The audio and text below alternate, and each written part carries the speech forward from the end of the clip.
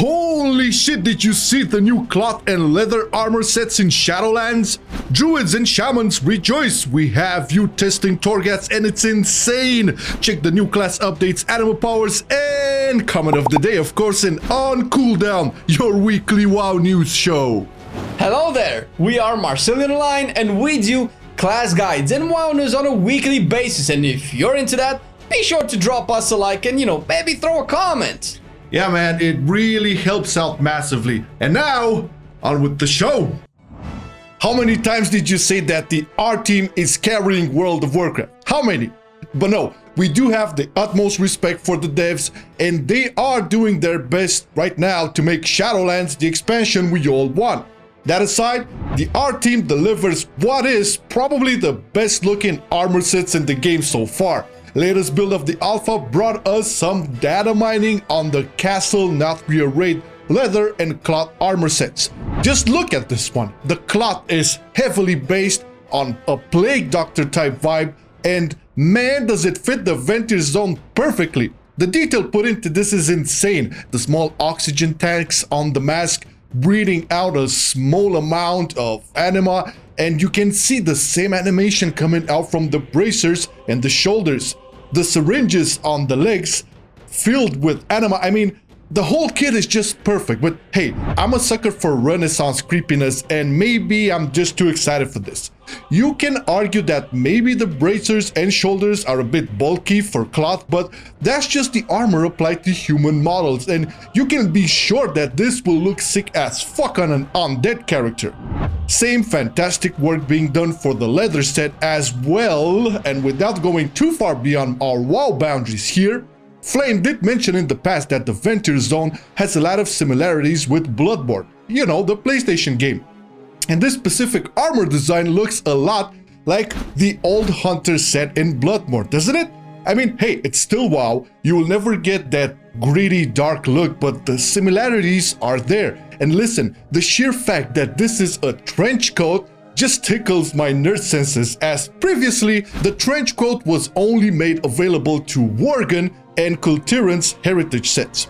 Seeing all these superb designs should make you more confident on what is to come later down the expansion, especially for class armor sets. In case you forgot, EA did confirm that they are planning to come back to those in Shadowlands, and you should know that the builds being pushed to the alpha client are builds that they worked on 1 to 2 months before, so you can safely assume that right now they are sketching up at least class sets, and with the amount of talent and detail shown so far in Shadowlands, oh man, I cannot wait to see what they come up with.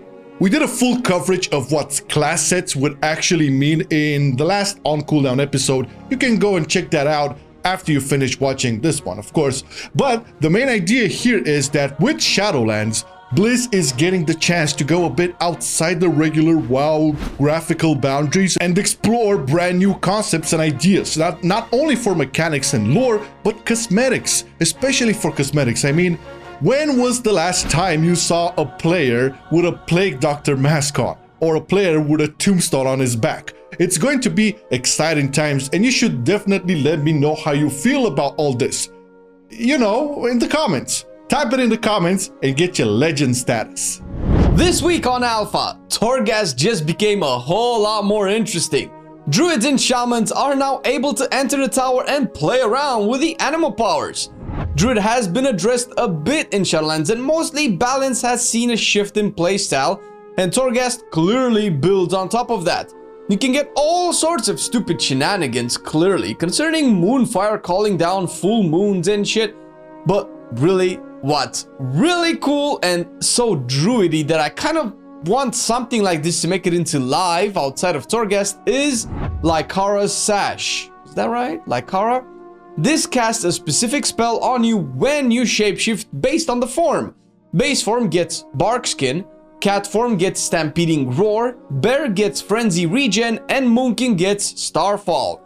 Not to mention Starfall is, well, back to where you can cast it around you as a huge ass AoE and able to cast while moving while it's up. Oh, and here's the kicker. These spells don't have a cooldown.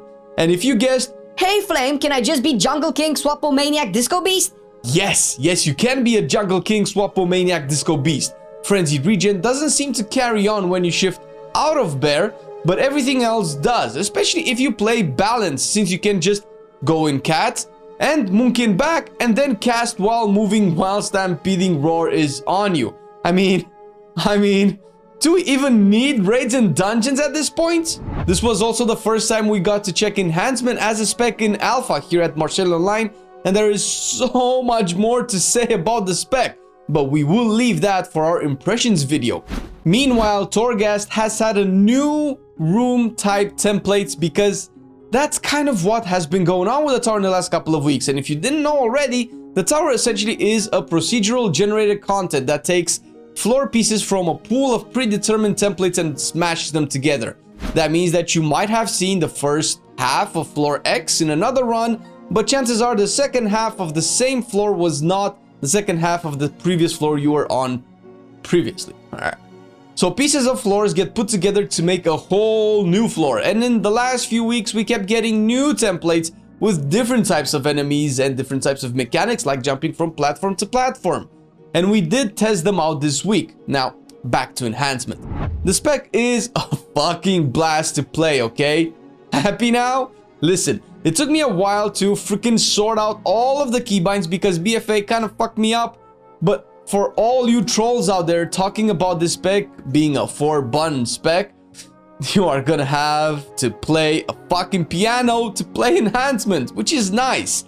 And the tower kind of sees this to some extent. The first few sets of animal powers I was able to play around with focused on totally different aspects of the Shaman, and I say Shaman because they weren't Enhancement specific.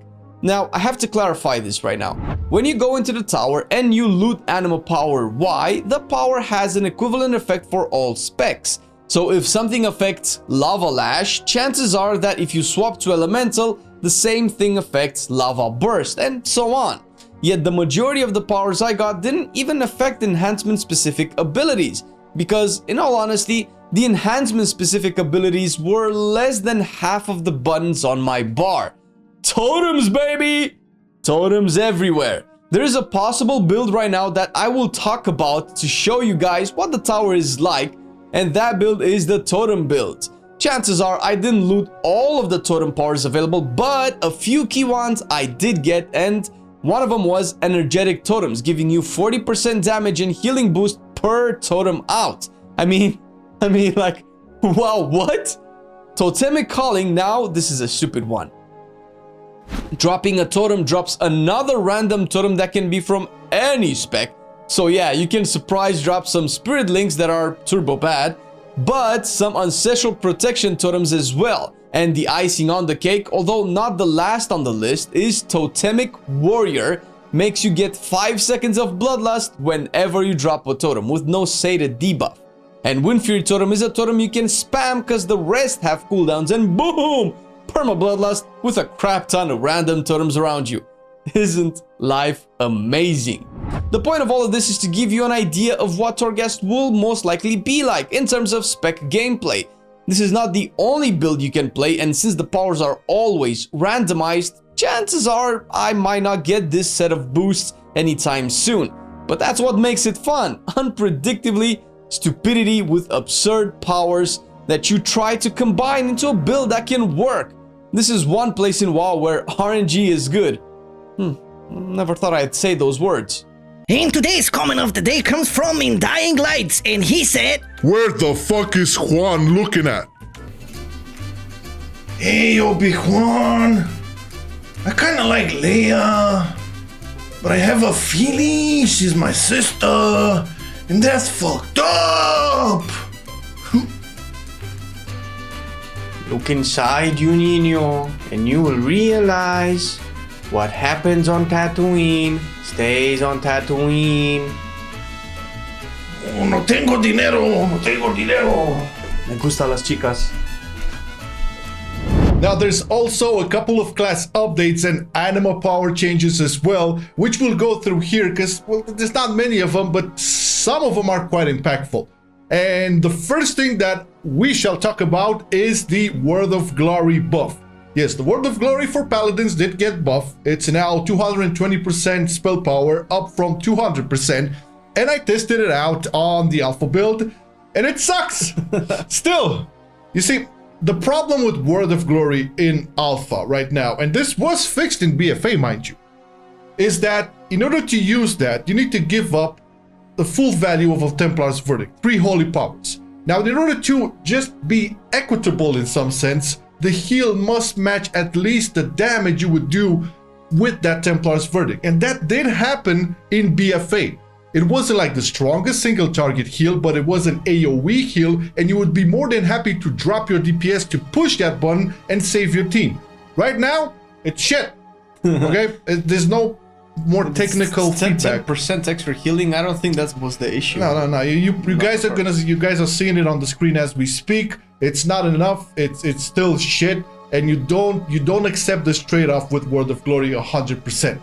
Now there's something else also that changed within the new alpha build. Flame. Actually, we've had a change on the Necrolord Covenant ability for the Demon Hunter, which is weird because it seems like it's a completely different ability right now. It's a rework. It changed completely. Yeah, it's like we didn't even get to test it in game, so this leads me to believe that they're probably testing something behind the scenes back there. But the current iteration of the Necrolord ability, essentially, when you kill an enemy, you take out his demon soul that leaves a pool down on the floor that lets you do extra damage and take less damage. Now, although these kind of stats are really good for pretty much any class, not to mention Demon Hunter because it's already a tanky spec, it is interesting because you cannot move out of it. So we don't have it in the alpha to test it, but as a concept, it kind of goes against what the Demon Hunter kit is, because you want to zip zap around everywhere. Keep them in place. Keep that fucker in place. Move it too goddamn much. It's interesting. Will we see more mechanics like this added to Havoc, where you don't have to be super mobile, or that it punishes mobility? I don't know. Well, I don't know if they're gonna punish their mobility with Mortal Strike in PvP on Blade Dash. That's for sure. And the Hunt too. Yeah. It's beautiful. We also have a couple of changes to Anima powers, and the truth is, Anima powers are so out of there, like they're so broken, and they're designed to be broken. They should be broken. Plus, they change them like on a weekly basis all the time. There's one thing that I do want to mention. A lot of the Azerite traits are being toned down with the stat squish, probably for 9.0, the pre-patch, because we're still gonna rock on the Azerite gear up until we develop the story for Shadowlands. Those also got squished through. We have all the links from Wowhead, of course, in the description. Did you notice any animal powers changes that tickle your there are a couple nerdiness? they did. That was weird because they've released animal powers for Druid before Druid actually became available in Torghast. So once again, like, how are they testing it before they release the alpha? Yes, I did mention this. So the alpha builds we get are actually older for them. They work on these 1 to 2 months prior to us being 1 to 2 months. Yeah, wow. It was always like that. Ian did mention this in the 2-3 weeks ago's interview when they addressed the BFA feedback, because they said back then that, okay, you guys are saying that the Azerite trade is shit, but our build that we working on now currently will let you like forget about that. Alright, I get the Azerite bit. I'm a little bit confused because in alpha I would think that they would just give us the latest build that they've just tested, but yeah, well, it is the latest build to be pushed out, because as they push out a finished, quote-unquote finished build for us to test, they are working on several other builds and testing out shit. So this is why you see the Covenant, the animal powers for Druid first, and then the Torghast, whatever. The Torghast, yeah. So this is very interesting because they're definitely listening to the feedback consistently, and they're testing. But in terms of animal powers, yeah, like Marcelian said, there's like at least once per week about 20 or 50 animal powers are being changed consistently. And I think the major balancing issue there is like they need to balance them with each other and with the difficulty of the content, because right now if you go on the alpha you can test out different levels of Torghast, seeing where the difficulty actually is. So I'm guessing that's where the balance is currently running out. So we're probably going to see this all throughout alpha and beta.